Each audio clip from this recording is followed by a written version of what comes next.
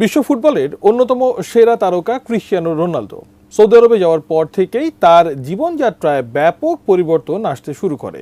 মক্কা মদিনার পর এবার রোনালদোকে দেখা যায় পবিত্র আল আকসায়। এমন একটি ছবি প্রকাশের পর থেকেই পর্তুগিজ তারকার ইসলাম গ্রহণ নিয়ে বিশ্বজুড়ে আবারও আলোচনার ঝড় বইছে। তাহলে কি রোনালদোর ইসলাম ধর্ম গ্রহণের গুঞ্জনটি সত্যি হতে চলেছে? বিস্তারিত শেখ ফরিদের রিপোর্টে।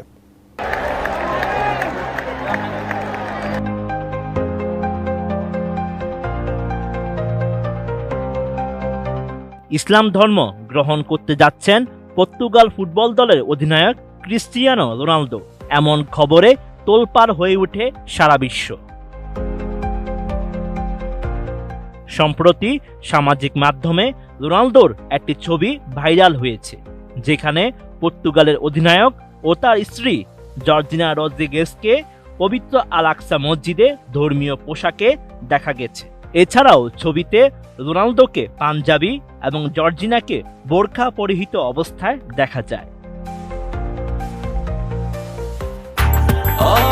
ব্রেকফাস্ট, টিফিন কিংবা স্ন্যাক টাইমে মজাদার আয়োজন মানে অল টাইম ব্রেড। সৌদি আরবের ক্লাব আল নাসরে যোগ দেওয়ার পর থেকেই রোনালদোর জীবনযাত্রায় ইসলামী সংস্কৃতির প্রভাব লক্ষ্য করা যাচ্ছে।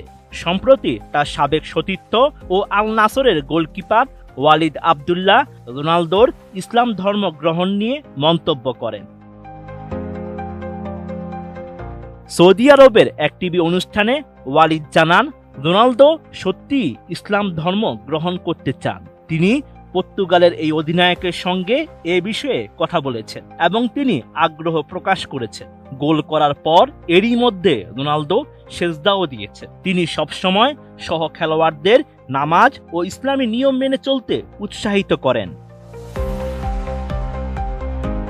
এদিকে ভাইরাল হওয়া ছবিতে রোনালদো ও জর্জিনাকে আল আকসা মসজিদে দেখা যায়।